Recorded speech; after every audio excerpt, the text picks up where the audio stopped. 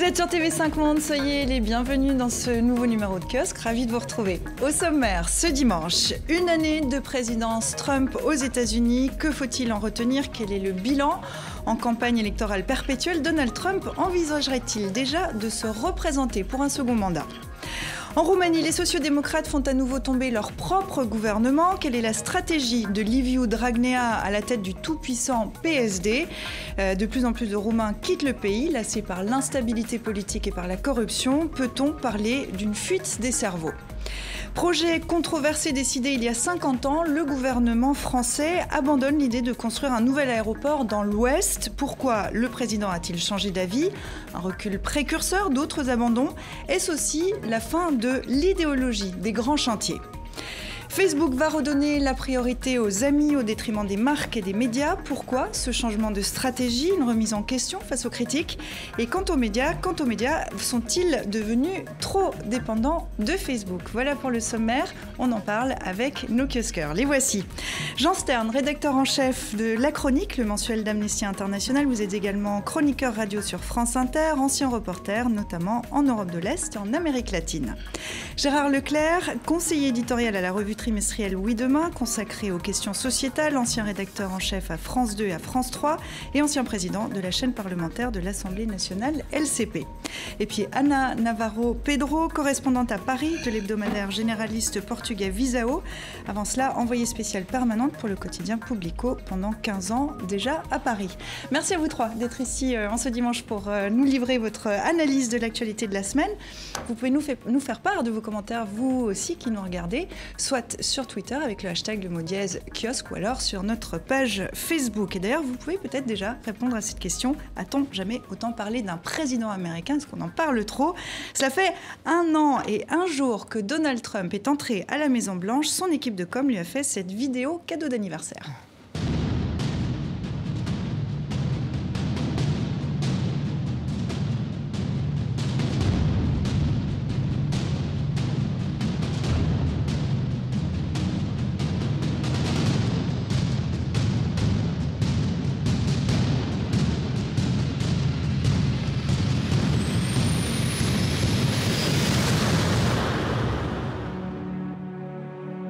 Each American generation passes the torch of truth, liberty and justice in an unbroken chain all the way down to the present. That torch is now in our hands. Voilà, la vidéo dure à peu près 3 minutes. Un mot déjà pour qualifier cette première année de présidence. Anna, un mot. Un mot. Chance. Chance. On n'a pas une guerre nucléaire. Gérard?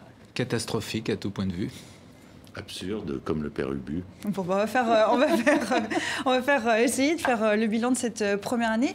Qu'est-ce que vous en pensez, vous, de cette première année de présidence Trump, Gérard? Il faut toujours être honnête, donc il faut dire que l'économie américaine tourne bien, marche bien, avec seulement 4% de chômeurs. Bon, est-ce que c'est grâce à Trump? J'en suis pas convaincu. Bien évidemment, l'économie, c'est un paquebot, c'est très longtemps. Donc, de toute façon, même s'il y a des bonnes ou des mauvaises nouvelles qui sont prises à un moment, il faut plusieurs années pour que ça ait des applications. Il a baissé les impôts, donc c'est vrai que les entreprises ne vont pas s'en plaindre et que c'est économiquement parlant, c'est plutôt bon. Alors ensuite, il faut voir comment il va financer ça. Et puis, à partir du moment où il réduit les dépenses partout, il y aura à l'inverse, bien évidemment, des conséquences graves au niveau social. Mais pour le reste, j'ai dit ce qui était plutôt positif. Tout le reste, à mon avis, est à placer au débit. Et notamment sur 2 points qui sont quand même extrêmement graves, puisque ça concerne toute la planète. C'est bien sûr, d'une façon générale, Trump, c'est un facteur de désordre et même de danger au niveau international. On le voit avec cette espèce de jeu invraisemblable avec la Corée du Nord, où ils en sont à se comparer la taille de leur bouton nucléaire. On le voit. Pardon. Et deuxième élément. Et deuxième élément, l'Afrique. Et puis deuxième élément, le réchauffement climatique, où là véritablement c'est vraiment une catastrophe. Je pense que c'est à contresens de l'histoire. Anna, je vous voyais réagir à ce que disait Gérard. Oui, je disais peut-être sur le bilan économique, il faudrait rajouter une chose. Vous avez voulais souligner qu'il coupe toutes les dépenses de l'État fédéral au niveau social et ça va avoir des conséquences. Mais il faut aussi ajouter que le budget fédéral a augmenté d'un trillion de dollars. Je pense que c'est un milliard de dollars avec des dépenses autres en faveur des entreprises qui ne vont pas forcément les répercuter au niveau de l'emploi. Donc ça aura à l'avenir des conséquences très, très, très dures pour le pays. On dit souvent qu'il n'a pas de bilan. Une année, pas de bilan, enfin rien à mettre à son actif. C'est le cas. Il a un bilan, il a beaucoup d'aspects qui sont d'ailleurs discutés en ce moment, qui sont d'abord discutés aux États-Unis. Pas plus tard qu'hier, il y avait des centaines de milliers de personnes, notamment des femmes, qui ont manifesté, 500 000 personnes à Los Angeles, qui est pratiquement historique dans cette ville. Et c'était autour de deux hashtags. Pour résumer les choses, il y avait d'abord le hashtag MeToo, puisque c'était une manifestation principalement de femmes, et que la question du harcèlement, à laquelle d'ailleurs Trump avait été en partie associé négativement pendant sa campagne, participe. Et puis vous avez la question, le deuxième mot tag, c'était Trump shutdown. Vous savez qu'il y a eu le shutdown, c'est-à-dire donc c'est une fermeture de l'administration fédérale. On va y venir dans un instant. Vendredi, et donc Trump shutdown, c'était un des gros slogans des manifestations de samedi. Ce qui veut dire qu'aujourd'hui aux États-Unis, il y a non seulement une exaspération de tout ce que représente Trump politiquement, mais aussi de ce qu'il est comme homme. Et ça, je crois que c'est un phénomène tout à fait nouveau auquel on a peu assisté dans l'Occident jusqu'à présent, c'est-à-dire le rejet absolu, définitif et total d'un dirigeant dans ce qu'il incarne, dans ce qu'il est, dans ce qu'il se présente et même de la manière dont il parle, si je peux dire. On a l'impression qu'il prend des décisions toujours un peu de façon chaotique, mais il y a quand même en filigrane maintenant une politique qui se dégage. Vous êtes d'accord avec ça ? Oui, c'est l'Amérique d'abord, mais il l'avait promis. Il l'avait promis, de ce point de vue-là, il tient ses engagements, mais d'une façon tellement caricaturale que je crois que c'est dangereux. Une fois encore, je le dis, au niveau du réchauffement climatique, c'est catastrophique, et même au niveau, je pense, de l'image de l'Amérique. Il y a une espèce de repli sur soi, de recroquevillement de l'Amérique, et qui commence déjà à avoir des conséquences sur la scène internationale, c'est-à-dire que l'Amérique, effectivement, est en train de s'effacer, et par exemple, quand vous voyez quand Emmanuel Macron, le président Macron est allé en Chine, l'intérêt que la Chine porte maintenant, pas seulement la France, mais à l'Europe, etc., c'est tout simplement parce qu'il commence à comprendre que le monde, ce qui était avant l'hyperpuissance américaine, je pense, est en train de s'effacer. De ce point de vue-là, c'est d'ailleurs une bonne chose, mais c'est pas bon pour les Américains. Oui, au niveau intérieur aussi, il y a autre chose qui est préoccupante, parce qu'effectivement, il prend des mesures qui ont une certaine cohérence. Contrairement à ce que disent beaucoup d'Américains, il n'est pas fou, à mon avis. Il n'a pas de surmoi, c'est un enfant, un gosse de riche, sans aucune limite imposée dès sa petite enfance, mais autrement, il n'est pas fou. Ce qu'il fait, et c'est pour ça que le Parti républicain l'appuie, c'est de mettre en pratique les principes les plus conservateurs extrémistes du Parti républicain aux États-Unis et de leur principal financier, c'est-à-dire les grands milliardaires, les grandes entreprises, puisqu'il abonde dans leur sens dans la politique qu'il a mise en place au niveau national, notamment au niveau du climat et de l'environnement. Mais d'un autre côté, c'est pas lui qui dirige les États-Unis. On parle de cette junte bénigne, selon le mot américain, le bon mot américain, des trois généraux, défense, l'Agence nationale de sécurité, et puis son chef ce secrétaire général de la Maison-Blanche, général Kelly, trois généraux, trois militaires qui dirigent le pays. Et c'est extrêmement grave parce que les États-Unis étaient la première des démocraties à dire que le pouvoir militaire doit être soumis au pouvoir civil. Eh bien, c'est tout à fait le contraire. Et on en est à être rassuré que ce soit des militaires qui gèrent le pays en secret. C'est quand même assez préoccupant. C'est très, très intéressant parce qu'effectivement, aujourd'hui aux États-Unis, c'est des généraux qui sont les gardiens d'une certaine forme de démocratie, alors que les alliés politiques de Trump sont aujourd'hui la fraction la plus dure du Parti républicain, notamment sur des questions qui sont des questions internes, mais aussi externes, les questions de l'immigration. Le durcissement considérable de l'administration Trump depuis un an, les nouvelles mesures qui se préparent, concernent aux États-Unis 11 millions de personnes et remettent en cause des engagements qui avaient été pris au nom des États-Unis par le président précédent, le président Obama. Et donc, les États-Unis, d'une certaine manière, reviennent sur une parole qu'ils ont donnée à des centaines de milliers de personnes dans le cadre du programme que Obama avait appelé Dreamers. Alors, on sait que pour l'instant, sa base lui reste fidèle, vraiment fidèle. La proportion des électeurs qui se disent satisfaits de son travail, aussi entre 35% et 45%. Donald Trump n'a pas connu d'état de grâce. Dès le début, les sondages lui ont été difficiles. C'était un homme d'affaires sans expérience politique. Est-ce que la greffe avec le pouvoir a pris ? Non, je ne pense pas. D'ailleurs, je corrige, enfin du moins je nuance. C'est vrai que les sondages ne sont pas catastrophiques, mais ils ne sont pas bons non plus. Il y a quand même rarement eu un président de la République américain qui est descendu aussi vite dans les sondages. Donc il y a un vrai souci. Cela dit, il conserve bien évidemment ses partisans. Et la frange la plus, j'allais dire, réactionnaire de la droite américaine, des républicains, etc., effectivement, le soutien est très contente. Il fait ce qu'il avait annoncé et il en rajoute même dans la façon de le faire. Donc ça plaît.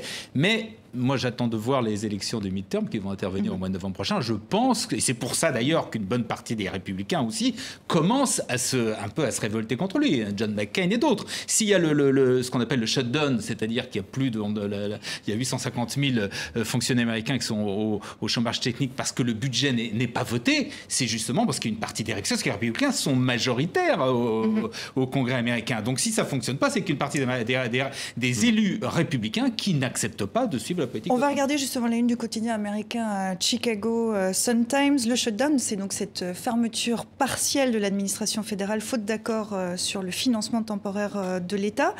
Aucun président n'a été auparavant mis en difficulté de cette manière en contrôlant les 2 chambres du Congrès. Il y a ces élections de mi-mandat qui approchent.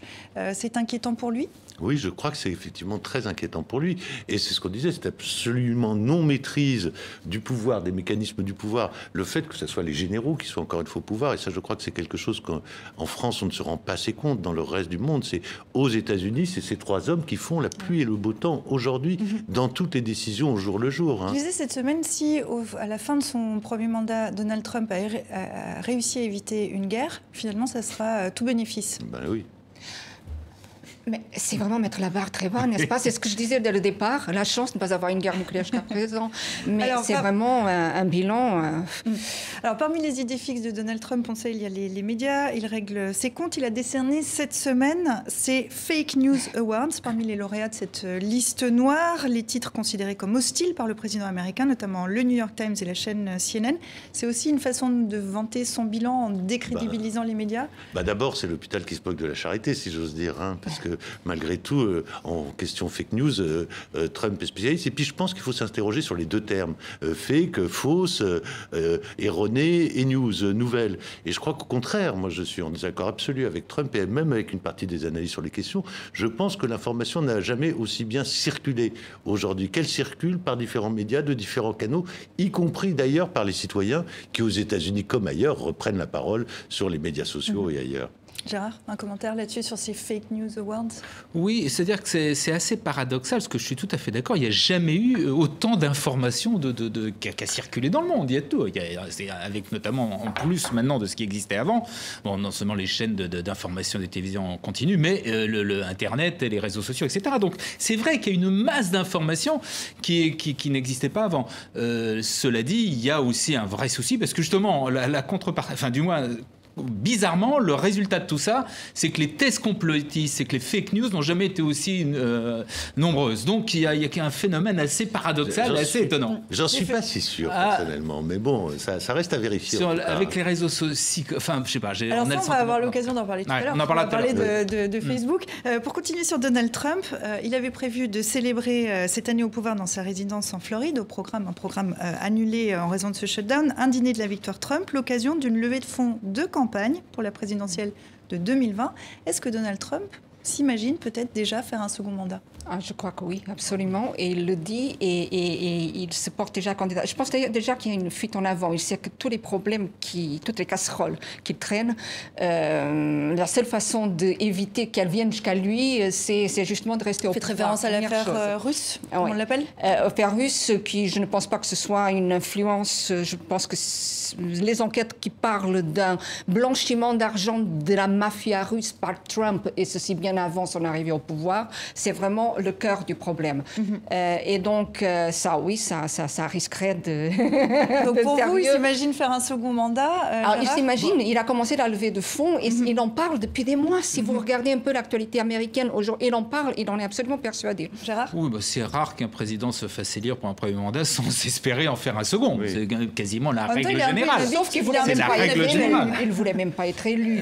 Il voulait faire un empire de presse populiste populistes de droite. Alors ça, c'est ce que dit un bouquin qui est sorti, un livre bon, officiel. Il a quand même fait toute la... Enfin oui, il s'est fait élire, donc c'est bien qu'il s'est présenté et qu'il a fait campagne. Non, je pense que c'est normal. Ce qu'il y a, c'est que s'il était censé totalement, il devrait s'interroger, se dire est-ce que c'est envisageable ? Mais comme je crois qu'il est un peu ailleurs, et non, effectivement, oui, lui, il pense bien, je suis convaincu, espérer se faire réélire. Envisageable, ça l'est, Oui, Jean ? moi je pense, au jour d'aujourd'hui, enfin je pense que dans sa tête, il l'envisage. Voilà, c'est ça. Après, est-ce que c'est politiquement envisageable ? Ça, j'en sais rien au jour d'aujourd'hui. Financièrement envisageable. Tant qu'il y aura l'appui des grands financiers, ceux qui constituent ce qu'on appelle les fonds politiques de campagne, les PAC, tant qu'il y aura des financiers américains qui sont prêts, comme les frères Koch, qui sont prêts à le financer, il aura des chances. Le jour où il les laisse tomber, il est mort. Et le président américain qui pourrait se rendre cette semaine au Forum économique mondial de Davos en Suisse, cette 48e édition ambitionne de résoudre la crise sociale actuelle. On a hâte de voir ça, n'est-ce pas ? On en parlera certainement la semaine prochaine. On part en Roumanie maintenant. C'est un nouveau harakiri politique. Pour la deuxième fois en moins d'un an, les sociodémocrates ont fait tomber leur propre gouvernement. Alors comment expliquer ce double suicide politique ? Les explications de Pascal Achard. Une femme prend la tête du gouvernement roumain, une première dans le pays. L'eurodéputée Viorica Dăncilă, nommée mercredi au poste de Premier ministre, elle remplace Mihai Tudose, remerciée en début de semaine par le Parti social-démocrate au pouvoir. Pour nous, pour la Roumanie et pour le peuple roumain, il est important de mettre en œuvre le programme du gouvernement et de gérer comme il le faut l'année 2018. Un gouvernement qui peine en effet à trouver sa voie. Après le vote de confiance du Parlement prévu le 29 janvier prochain, Viorica Dăncilă sera la troisième dirigeante depuis la victoire des sociodémocrates aux législatives fin 2016. Le président roumain, non sans hésitation, a finalement donné son accord, préférant éviter une nouvelle crise politique. Les deux gouvernements formés par le PSD ont échoué. Ils ont maintenant une nouvelle chance de prouver qu'ils savent ce qu'ils veulent. Inconnue du grand public, la première ministre est une fidèle de l'homme fort du Parti social-démocrate roumain, Liviu Dragnea. Ce dernier reste inéligible à ce poste en raison d'une condamnation pour fraude électorale. Et on retrouve tout de suite à Bucarest notre correspondante en Roumanie, Aline Fontaine. Bonjour Aline, merci d'être avec nous. Bonjour. Bonjour. Alors on aurait dû vous avoir par Skype, on aurait dû avoir de l'image, mais il y a une petite panne d'électricité chez vous. Alors on est ravis quand même de vous avoir, même si c'est par téléphone. On va y venir à cette situation politique en Roumanie. Viorica Dăncilă est surnommée la porte-parole pour son allégeance à Liviu Dragnea, qui est à la tête du parti au pouvoir. Au fond, est-ce que ça veut dire qu'on prend les mêmes et on recommence ? Oui, c'est un peu ça. Alors, quand on parle de porte-parole, on va dire, je pense que c'est plutôt maintenant la femme de l'ombre, Viorica Dăncilă de Liviu Dragnea. Et on l'a vu déjà sur les images dès la première conférence de presse. En fait, elle se tenait à droite de Liviu Dragnea qui était au micro. Donc, c'était assez flagrant. Et puis, à plusieurs reprises, quand les journalistes ont demandé à Liviu Dragnea quels étaient les atouts de Viorica Dăncilă, il a dit demandez-lui, et puis Viorica Dăncilă a répondu demandez à Liviu Dragnea. Et donc, je pense que... Alors, je crois qu'on va s'arrêter une petite seconde, Aline, puisqu'on a une mauvaise connexion téléphone en plus. On va peut-être relancer la ligne et on vous rappelle. À tout de suite. Jean, vous avez vécu en Roumanie au tournant des années 90.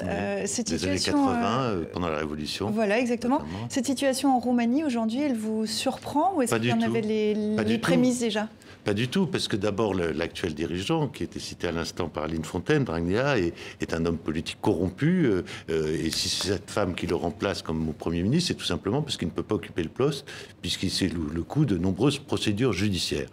Deuxièmement, la classe politique roumaine, qui a été issue de la Révolution, et d'ailleurs c'est intéressant, le PSD au pouvoir, Parti social-démocrate, est l'héritier des hommes qui ont fait la Révolution. Ion Iliescu, Petre Roman, Silviu Brucan, etc. Hommes que j'ai bien connus et dont l'opacité qui les entourait d'ailleurs à l'époque persiste aujourd'hui, si j'ose dire, autour des affaires de corruption qui sont très puissantes, parce que en Roumanie comme ailleurs, on assiste à un truc qui est très différent des autres pays de l'ancienne Europe orientale et centrale, c'est-à-dire que l'économie, malgré l'adhésion à l'Union européenne en 2007, s'ouvre assez peu à l'extérieur.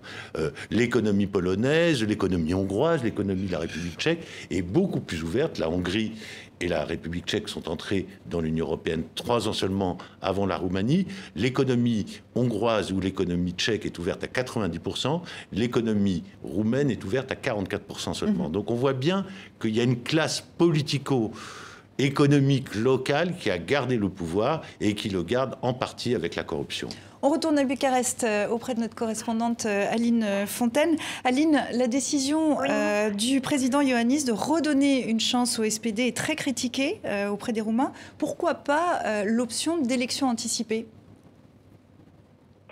Oui, alors c'est vrai que donc, le président Klaus Iohannis, qui est plutôt de droite libérale par rapport aux sociodémocrates, donc il représente l'opposition, et bien sa décision de redonner une chance au PSD a été mal appréciée par la société civile qui manifeste depuis 1 an. Les gens ont cru que forcer le PSD à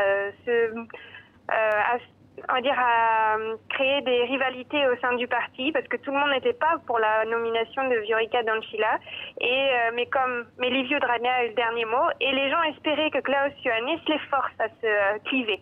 Et en ce qui concerne les élections anticipées, le problème c'est que, comme disait votre intervenant, il y a une domination du Parti social-démocrate dans toutes les instances, au niveau local comme national. Et si on avait organisé des élections anticipées dans 1 semaine, dans 1 mois, le PSD aurait remporté de toute façon, parce que son électorat est très très discipliné. Et c'est cet électorat qui va voter. Et aujourd'hui, on va dire les élites du pays, ou les gens qui ont fait des études, et ben malheureusement, elles n'ont plus confiance dans la classe politique, donc elles ne vont pas voter. Et ça, c'est donc s'il y avait eu élection anticipée, je pense que le taux de participation aurait été aussi mauvais qu'aux élections de décembre 2016, parce que les gens n'ont toujours pas compris qu'il fallait bloquer le PSD par les élections. Alors Jean le rappelait à l'instant, le PSD, l'héritier de l'ancien parti communiste, il contrôle aujourd'hui les instances du pays. On revient à un système de parti unique en quelque sorte. C'est ce qui est en train de se passer en Roumanie en ce moment?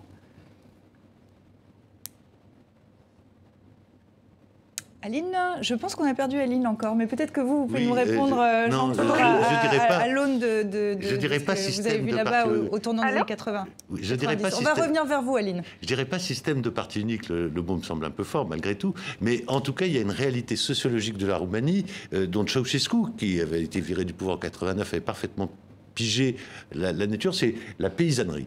La classe paysanne, la paysannerie occupe encore l'essentiel du terrain dans l'électorat roumain, et les campagnes sont très puissantes. Les campagnes sont conservatrices en Roumanie, et les campagnes aujourd'hui se dressent d'une certaine manière contre les villes qui ont manifesté, encore en février dernier, il y a à peine 1 an, contre la corruption, et dont les élites, malheureusement, sont en train de quitter le pays. Il y a une réalité très forte en Roumanie, qu'on retrouve en Grèce, qu'on retrouve dans d'autres pays, mais les jeunes élites, les médecins, les infirmières, les ingénieurs et tout, quittent le pays, pas nécessairement pour la France, d'ailleurs, malgré les liens historiques, mais pour l'Allemagne, pour le Canada et pour les États-Unis en partie.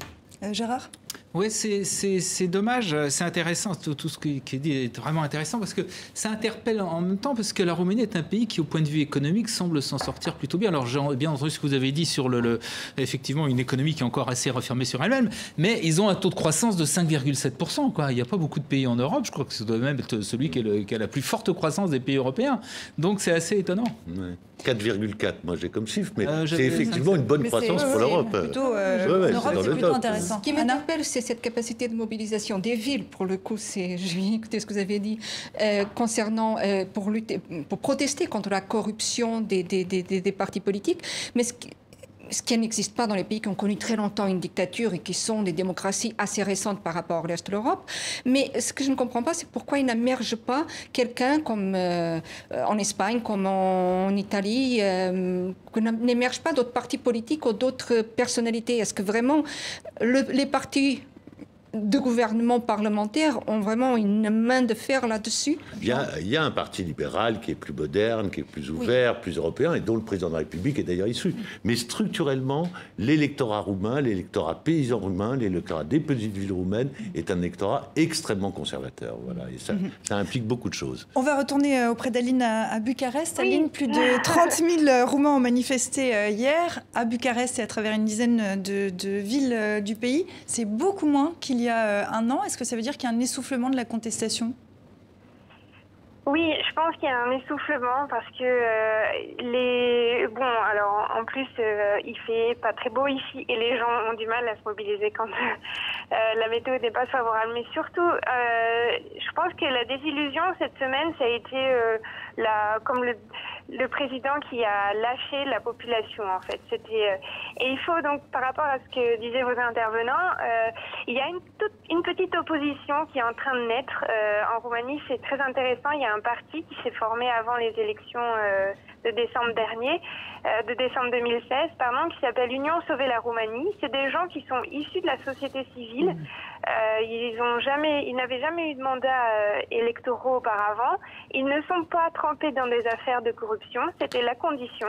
Mais le problème, c'est que c'est un mouvement des villes et ils ont eu à peu près 10% des sièges au Parlement. Donc c'est pas mal, mais c'est pas suffisant pour faire barrage, parce que le problème, en effet, il y a un parti, le parti dont est issu le président est assez timoré en fait. Il se pose pas vraiment dans l'opposition, parce que s'il y a des gens quand même qui vont, si jamais demain ils sont au pouvoir, est-ce qu'ils arriveront à être aussi propres qu'ils se revendiquent? Ça, c'est le problème. Mais en tout cas, on peut espérer que ce petit parti là qui a explosé, on va dire, en décembre 2016, va rassembler des voix, parce que ça, à mon avis, ça pourrait permettre d'apporter du changement en Roumanie. Et s'il reste encore des Roumains en Roumanie, pardonnez-moi pour cette petite provocation, mais c'est ce que nous disait Jean, c'est ce que nous disait Jean à l'instant. C'est que les jeunes Roumains quittent le pays. Les statistiques sont plutôt inquiétantes. Est-ce qu'on peut parler aujourd'hui de fuite des cerveaux en Roumanie ?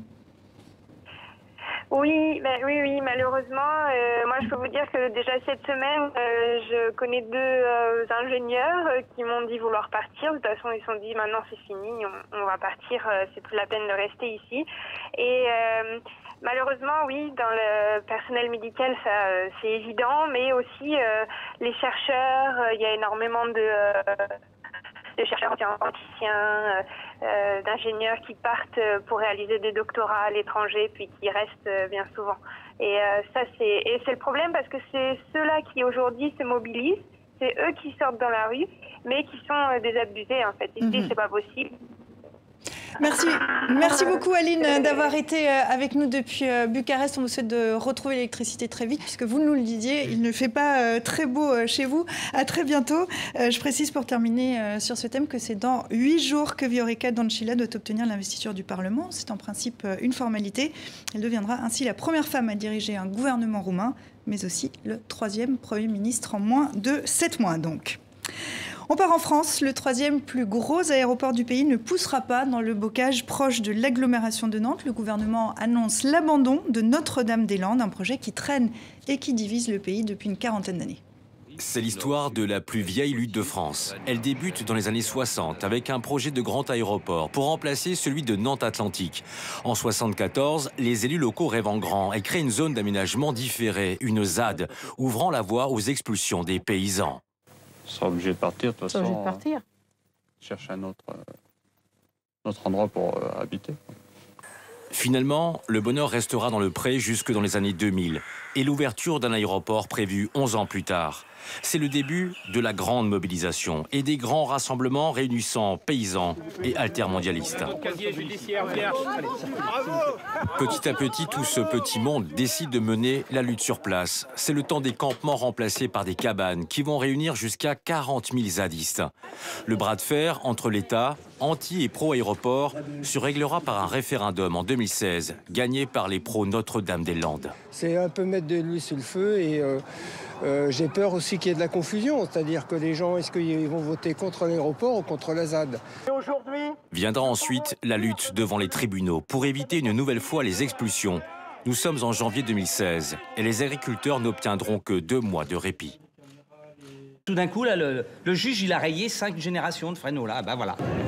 Mais la lutte ne s'arrêtera pas là, avec de nouvelles manifestations de plus en plus importantes, des rassemblements et une mobilisation qui sera suivie par les médias du monde entier.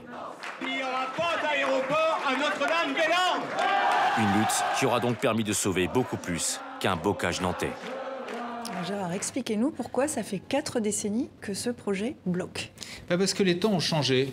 Et c'était quand on a imaginé ce grand aéroport, c'était les années 60, 70, où il y avait des rêves comme ça de grands projets, etc. Et donc il y avait l'idée de faire pour tout l'ouest de la France un énorme aéroport d'où on pourrait partir pour aller à peu près partout dans le monde. Bon, les choses ont changé puisqu'on imaginait même d'ailleurs, on disait c'était un aéroport où se posera le Concorde. Le problème c'est qu'il n'y a plus de Concorde. Le problème c'est que les choses ne se font plus de cette façon-là aujourd'hui. Et c'est vrai qu'on pouvait se poser la question, est-ce qu'il faut comme ça un espèce d'aéroport énorme, sachant qu'il y a Roissy qui est à 2 heures en TGV, Roissy-Charles de Gaulle qui est à 2 heures de TGV. Ce qui n'était pas le cas à l'époque. Donc pendant très longtemps, jusqu'au rapport des médiateurs, en fait, on était sur cette idée, soit on fait un nouvel aéroport donc énorme à Notre-Dame-des-Landes, soit on fait rien.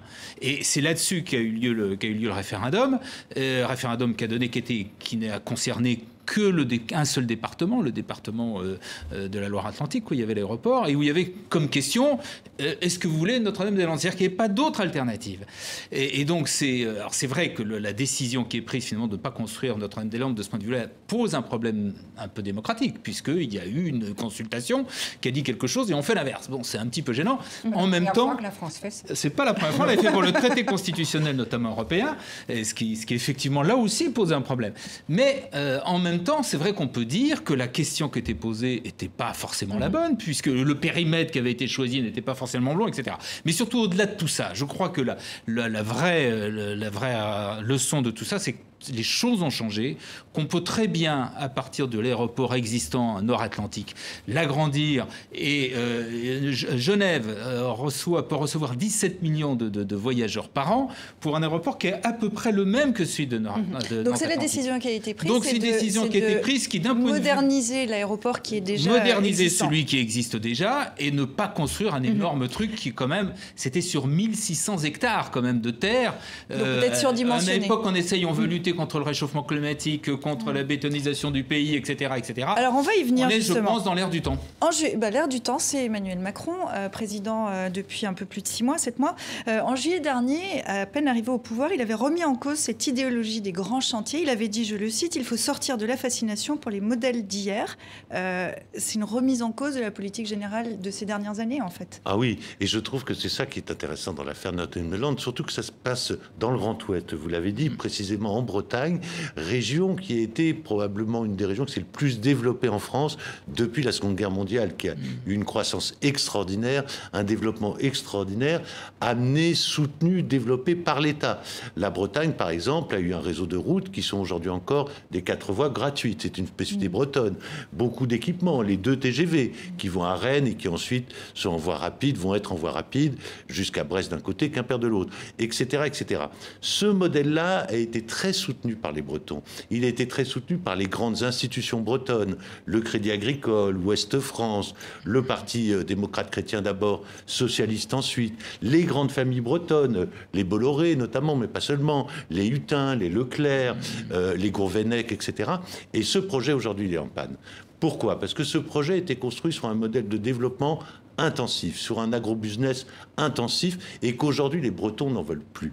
Et c'est ça que Notre-Dame-des-Landes incarne, c'est-à-dire l'idée qu'il faut un autre modèle de développement, qu'il faut réfléchir autrement le développement de ce grand territoire qu'est l'Ouest. Et c'est précisément d'ailleurs la réponse qu'a fait la maire de Nantes au gouvernement en leur disant, maintenant que Notre-Dame-des-Landes, la page est tournée, parlons du modèle de développement pour le Grand Ouest. Et Nantes, de ce point de vue-là, est un paradoxe parce que c'est une ville qui, par ailleurs, a développé l'écologie urbaine de manière très forte et qui continuait à soutenir cet aéroport qui était, Gérard Leclerc l'a dit, une aberration écologique. Est-ce qu'en filigrane, si je vous écoute bien, il y a l'idée de la décentralisation de la France aussi ? Ah oui. Anna, vous qui Je viens d'un pays très centralisé aussi, donc je ne pense pas que ça ira jusque-là, que ce soit au centre des préoccupations des politiciens à Paris, même localement. Mais ce qui est très étonnant vu de l'étranger, c'est comment un tel truc excusez-moi le mot, peut subsister pendant 40, 50 ans dans ce pays. Pourquoi, à un moment donné, il n'y a pas eu quelqu'un pour dire stop, réévaluons ce projet? Pourquoi on va jusqu'à la confrontation avec un mort, dont les actualités oublient de nous en parler ces jours-ci, mais il y a quand même eu quelqu'un qui est mort parmi les zadistes, je crois. Vous faites référence à Sivin, c'est un autre projet. Ah pardon, c'était pas un autre projet. C'était un autre projet. Ah, alors excusez-moi. Mais ça étant dit, votre questionnement, c'était comment ça peut durer aussi longtemps. Ça fait 15 ans que ça empoisonne les gouvernements, quel que soit leur bord, Gérard. En France, déjà, c'est un peu une spécificité française. Les projets qu'on a beaucoup de mal à mener à terme. Alors, suivant le cas, il y a un côté jacobinisme de la France. Il y a aussi Là, je pense sincèrement que les élus, tous les élus, ce qui est étonnant, c'est que c'était aussi bien les élus de droite que de gauche, étaient tous, dans leur immense majorité, pour Notre-Dame-des-Landes, avec cette idée, ce rêve de ce grand aéroport, etc. Et donc voilà, je pense qu'ils s'étaient partis dans une mauvaise direction, et puis qu'on s'est petit à petit embourbé là-dedans, qu'en même temps, il y a donc en face une révolte qui s'est organisée, etc. Et aucun gouvernement qui n'a eu le courage, qu'il faut dire les choses tout simplement. La réponse, c'est qui n'a eu le courage de trancher, de prendre une décision. Et c'est Emmanuel Macron et son gouvernement qui ont désembourbé parce que là, maintenant, le projet. Il fallait faire quelque chose. On va l'écouter. Il était alors en campagne présidentielle. Il était candidat à la présidence. Emmanuel Macron avait dit vouloir se donner 6 mois pour laisser la place à une médiation. Mais sur l'issue du projet, il avait été très clair. Pour être très clair, Notre-Dame-des-Landes, il y a eu un vote. J'ai dit que mon souhait, c'était de le respecter et donc de le faire. Voilà. Pourquoi? Il y aura un aéroport dans votre quinquennat si vous êtes élu? Oui. Bon, en fait, non. Est-ce que c'est la première reculade?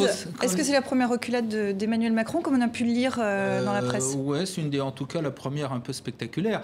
Simplement, lui répond à ça, il n'a pas tort, que l'alternative qui est celle de l'agrandissement de Nantes Atlantique, il est apparu avec le rapport médiateur, c'est-à-dire récemment. Il est apparu au mois de janvier.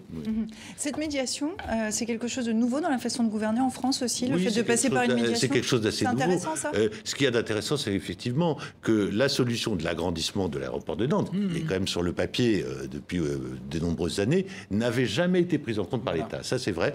Et donc, il fallait aussi poser cette question maintenant. Il n'est pas encore agrandi, l'aéroport de Nantes, parce que les problèmes écologiques qui sont mis en avant pour Notre-Dame-des-Landes sont aussi réels, à la fois parce qu'il y a une zone Natura 2000 juste à côté, et aussi parce qu'il y a des dizaines de milliers d'habitants qui vont habiter très proche des pistes. En principe, les médiateurs ont répondu à ça en disant qu'on peut le faire, que la zone Natura 2000 ne serait pas impactée, qu'elle est trop loin. Et que... Pour avoir de la famille dans la région, je peux vous dire qu'il y a pas mal de gens à Nantes qui ne sont pas extrêmement contents de l'aéroport, de l'agrandissement de l'aéroport actuel. Et en même temps, c'est vrai que les avions font de moins en moins de bruit, polluent de moins en moins, etc. Enfin, bref, ça c'est justement tout le débat qui a été soulevé par le médiateur. L'affaire n'est pas close, je pense, sur le plan local en tout cas. Alors on va regarder la une du quotidien français de droite, Le Figaro, qui titrait cette semaine « Le gouvernement recule pour sortir de l'impasse ».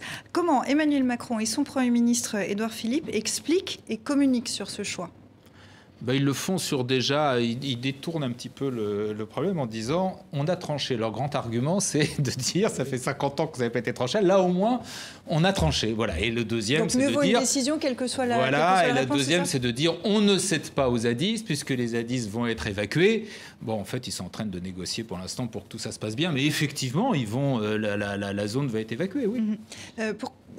La zone va être évacuée ou peut-être en partie valorisée, puisque il y a un débat qui est ouvert sur qu'est-ce qu'on va faire d'une partie de ces terres, etc. Alors justement, qu'est-ce qui peut advenir de ces terres? Parce qu'on parle d'une centaine d'espèces protégées, d'un terrain humide. Qu'est-ce qui peut advenir? Il peut se faire beaucoup de choses à Notre-Dame-des-Landes. Qui est préservé depuis une cinquantaine d'années. Oui, et il peut se faire beaucoup de choses, et en particulier là où ça se développe énormément en Bretagne, c'est-à-dire un autre modèle agricole de production plus traditionnelle, de production moins gourmande en eau, évidemment moins gourmande en pesticides et en produits phytosanitaires, etc. Donc, ce qui peut s'inventer autour de Notre-Dame peut être en partie soutenu par le Conseil général, le Conseil régional, l'État, les communautés de communes, etc., qui sont elles-mêmes quand même très intéressées aussi par cette évolution du modèle de la Bretagne, puisque, pour en finir, le Grand Ouest, aujourd'hui, est une région qui, après avoir porté une très forte croissance pendant les années 80, 90 ou je connais 2000, est une région qui est relativement dépressive aujourd'hui parce que sa paysannerie est en partie dépressive. Or,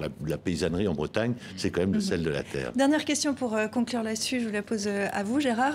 On l'a rappelé, il y a eu un référendum sur ce projet d'aéroport de Notre-Dame-des-Landes. référendum qui avait été accepté, autour des 55%. Est-ce qu'aujourd'hui, le gouvernement bafoue la démocratie? Ça aussi, on a pu le dire. C'est le principal, à mon avis, le principal souci pour le gouvernement. C'est vrai qu'il y a ce problème du référendum. Je répète ce que j'ai dit tout à l'heure, c'est-à-dire qu'on répond en disant, d'une part, le périmètre du référendum n'était pas forcément le bon. Pourquoi seulement la Loire-Atlantique? Et puis, deuxièmement, le référendum posait une seule question et n'envisageait pas du tout la possibilité d'aménager l'aéroport déjà existant. Mais vous avez raison, il y a quand même un problème. Et enfin, moi, j'ai toujours été très réticent sur le référendum, parce qu'en général, les gens ne répondent pas à la question. Et puis souvent, si jamais ils répondent mal, on ne sait plus comment s'en sortir. C'est ce qui s'est passé avec le Brexit en Angleterre, c'est ce qui s'est passé avec le traité constitutionnel en France, et c'est ce qui s'est passé avec... donc, on devrait arrêter de faire des référendums, sauf dans des cas très précis où c'est la règle commune, les institutions, etc. Ça sera encore un autre débat passionnant. Mais pour terminer sur ces terres qui sont là, demande a été faite aux occupants d'évacuer d'ici au printemps, puis on verra à ce moment-là si ça se passe sereinement ou pas. On continue. Depuis des mois, vous le savez, les critiques pleuvent contre Facebook, accusé notamment d'avoir infléchi le résultat de la présidentielle américaine, de propager des fausses nouvelles, d'enfermer ses utilisateurs dans une bulle d'information. Le réseau social a fini par réagir pour assurer le bien-être de ses utilisateurs. Facebook va réformer son fil d'actualité pour donner la priorité aux amis. Les gens viennent sur Facebook pour se connecter avec ce qui compte pour eux. Dans les années à venir, notre objectif est de vous aider à avoir des interactions plus profondes et plus intéressantes avec les personnes que vous appréciez. Avec le temps, nous pensons que les gens verront plus de publications concernant les personnes avec qui ils sont connectés et moins de celles des éditeurs. Nous espérons aussi que leur temps passé sur Facebook se réduira. Mais notre but est que le temps que les gens passent sur Facebook soit meilleur. Facebook a été créé pour vous connecter avec des histoires et des personnes qui comptent beaucoup pour vous. Nous allons continuer à vous écouter et travailler dur pour être sûr que c'est ce que vous voyez tous les jours. Donc, priorité aux amis au détriment des marques et des médias, c'est ce qui nous intéresse ici. Pourquoi ce changement de stratégie, Anna, d'après vous? Parce qu'ils ont eu beaucoup de critiques l'année dernière, tout au long de l'année dernière, lors des élections américaines, disant qu'ils étaient peut-être l'un des vecteurs de manipulation du vote lors des présidentielles. Aux États-Unis. Oui, mais quand même, il y a énormément d'éléments qui sont très perturbants là-dedans. Il s'agit d'abord d'une entreprise privée et qui donc fait de l'argent. Et se prendre pour Dieu le Père qui va nous dire comment dépenser notre temps, si nous devons être plus avec de la famille, ou en train de lire des articles de presse, ou de faire ceci ou cela, déjà, ça me perturbe énormément. Deuxièmement, cette entreprise est en train de réduire, d'après tous les avertissements qu'on a, notre capacité de raisonnement, notre capacité de connaissance. Vous disiez au début qu'on n'a jamais eu autant de circulation d'informations, une aussi grande masse d'informations. En même temps, Facebook limite la masse d'informations qui vient à nous. Parce que, à travers leurs algorithmes et à travers leur community, les gestionnaires de communautés, community managers, ils vont décider pour vous ce que vous allez voir en fonction de vos choix intérieurs. Donc, si vous avez choisi beaucoup d'articles de gauche, on va vous éviter d'avoir un article de droite. Des gens nous ont raconté comment leurs amis de droite ou de gauche ont été supprimés de la page Facebook parce qu'ils ne correspondaient pas au profil qui avait été fait d'eux par les algorithmes, etc. Et là, donc on est dans une bulle où on filtre ce qui rentre et on nous empêche de connaître d'autres choses au-delà de notre horizon immédiat et de notre choix immédiat. Et ça, c'est extrêmement grave déjà. Je suis totalement d'accord. Moi, c'est quelque chose qui m'effraie, qui m'inquiète beaucoup. C'est-à-dire qu'effectivement, par le jeu des algorithmes, comme vous venez de le dire tout à fait justement, quelque part, on vous conforte dans votre opinion, dans ce qui semble être votre opinion, et que, pour parler très clair, si vous tapez quelque chose sur Google, suivant, ce ne sera pas la même réponse, on ne vous proposera pas on vous proposera pas les mêmes sujets, les mêmes, en fonction de ce que l'on imagine être votre opinion. Alors, et donc ça, c'est très grave, parce que c'est l'inverse de l'ouverture d'esprit, c'est-à-dire qu'on vous renferme. Des infos, il devrait y en avoir moins. Le volume d'infos dans le fil d'actualité devrait passer, selon les chiffres chiffre que révèle le patron de Facebook, Mark Zuckerberg, de 5% à 4%. Est-ce qu'il y a de quoi affoler les médias? Est-ce que c'est le cas dans vos publications respectives? Est-ce qu'il y a une inquiétude? Les médias sont aujourd'hui extrêmement dépendants de Facebook particulièrement, puisque c'est 2 milliards de personnes à travers le monde, mais des réseaux sociaux en général. Pour beaucoup de médias aujourd'hui, Facebook, c'est 40 à 50% de leur accès à leur site et à leurs informations. Donc c'est quelque chose de considérable. Donc non seulement ils sont dans une situation de dépendance sur le plan de l'information, mais ils sont maintenant, et c'est relativement nouveau depuis 2-3 ans, en situation de dépendance économique, puisque Facebook finance des projets, aide des projets, comme Google d'ailleurs, par des fonds d'aide à la presse, etc., qui a été doté en France de plusieurs dizaines de millions d'euros, comme en Allemagne. Et donc, cette question de la dépendance des journaux, elle est extrêmement perverse, parce qu'ils ont besoin de Facebook pour publier des contenus, et en même temps, ils dépendent de Facebook pour leur survie économique aujourd'hui. Et là-dedans, je dirais que le lecteur, qui lui-même est en capacité de faire ses choix, de faire son tri, de s'orienter, de diffuser, il est une fois de plus le dindon de la farce, si j'ose dire. Et avec plus grave, pour tous les médias qui sont en train d'apparaître ou qui sont apparus depuis quelques années et de s'affirmer sur le net, sinon, s'ils ont YouTube, Facebook et Google qui vont les marginaliser, qui vont les mettre en dehors de la bulle, ils sont morts, complètement morts. C'est déjà en train d'arriver. On peut être d'accord ou ne pas être d'accord avec eux. Dans une démocratie saine, on a envie de tous les crieurs, de tous et de tous les gens qui crient « le roi va nu » et de toutes les façons possibles et imaginaires. Et ils sont en train de mourir, ces gens-là. Et nous, médias mainstream, nous n'avons pas toujours cette fonction-là non plus.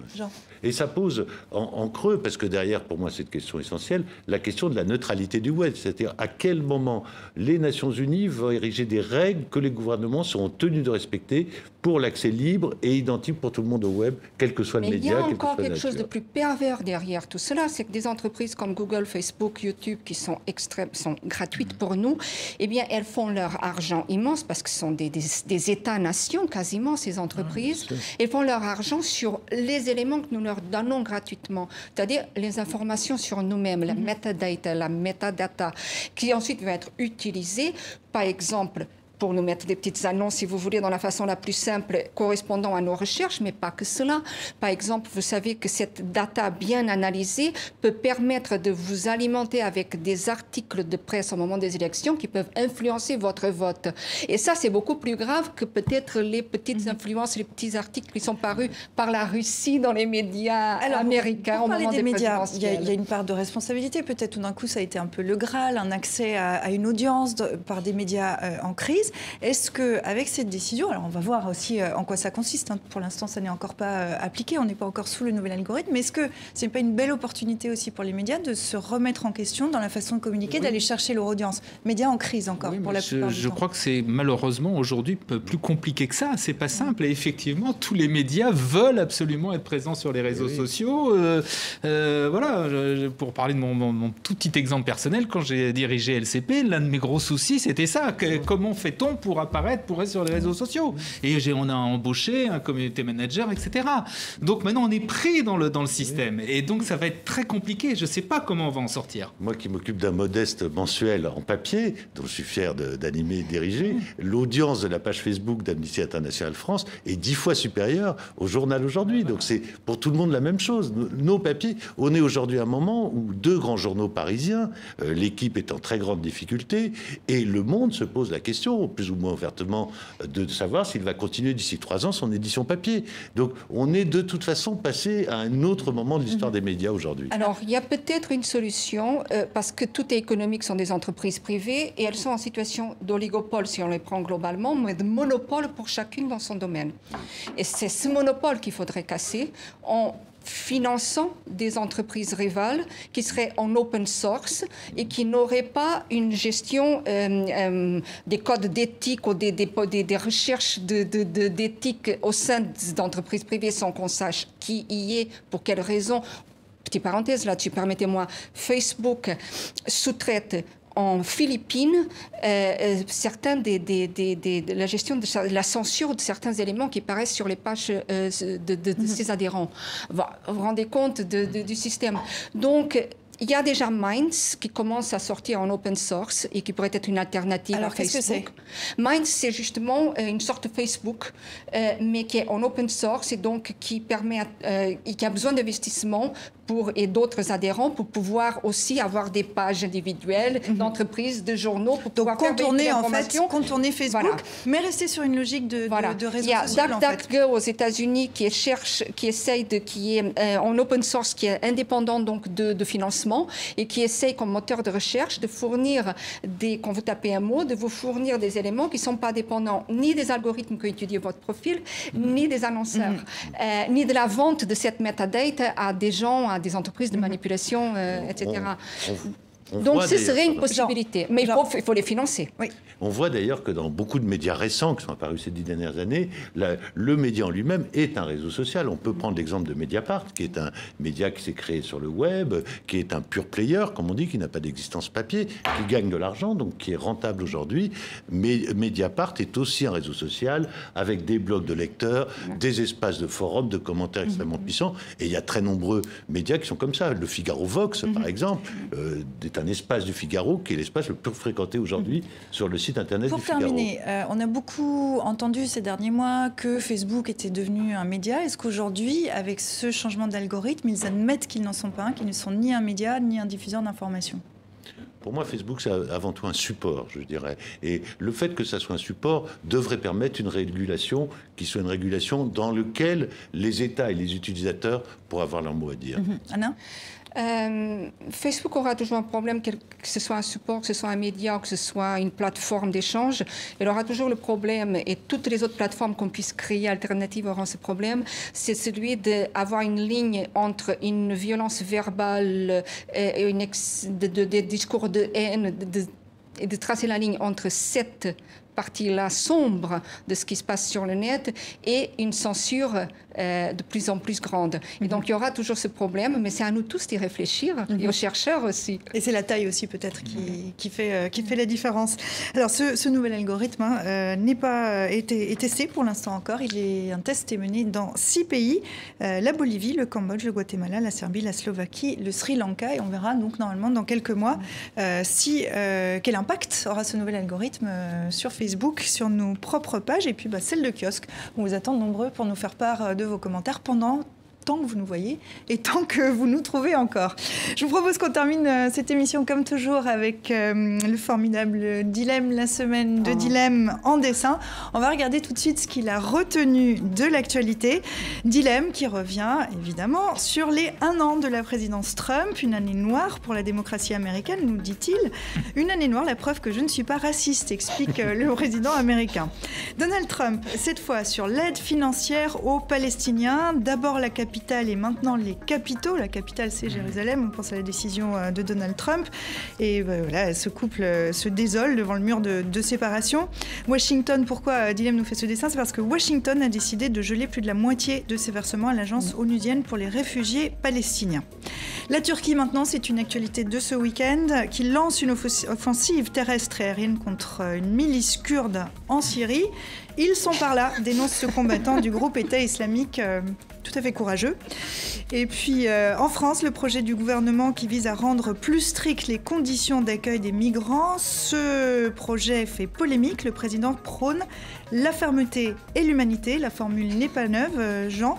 En vrai, ça veut dire quoi? La matraque. On a l'impression d'une formule un peu éculée même. Oui, on a l'impression d'une formule un peu éculée et on a l'impression d'une politique qui ne veut pas, être véritablement européenne. Et là, je le dis en présence d'une consoeur européenne, ça me semble important qu'une bonne fois pour toutes, les politiciens européens, quels qu'ils soient, se mettent autour d'une table et discutent d'une politique autour de la question des migrants. Et 2, ça veut dire aussi, et c'est malheureux, que par ces formules, par les mots employés, par la manière dont il a parlé des associations à Calais mardi, prouve aussi qu'il y a une espèce de volonté de parler à la partie la plus extrême de l'opinion publique française sur ces questions. Gérard, d'un mot vraiment? Un commentaire là-dessus, d'un mot? Tout ce qui a été dit est vrai. Je pense quand même que c'est une question malheureusement très compliquée. C'est pas seulement la partie la plus extrême de l'opinion. D'après les sondages, il y a à peu près 75 ou 80% des gens qui veulent de la fermeté face à l'immigration. Donc c'est compliqué. La vraie solution, là où je suis tout à fait d'accord, c'est au niveau européen. Ce n'est plus pays par pays, c'est au niveau européen. On retourne auprès de Dilemme, son dernier dessin sur l'actualité de la semaine. Belle prise, une prise électrique, se réjouit ce pêcheur. Le Parlement européen demande l'interdiction de cette méthode d'électrocution des poissons dans les eaux de l'Union européenne. Voilà, c'est la fin de ce numéro de kiosque. Merci infiniment à vous trois d'avoir été en plateau ce dimanche, c'est un plaisir. Merci à vous qui nous regardez fidèlement dimanche après dimanche aux quatre coins de la planète. Je vous le disais tout à l'heure, je vous le répète, vous nous écrivez, on vous répond, que ce soit sur Facebook, sur notre page Facebook, ou alors sur Twitter avec le mot dièse, le hashtag kiosque. Je vous dis à dimanche prochain.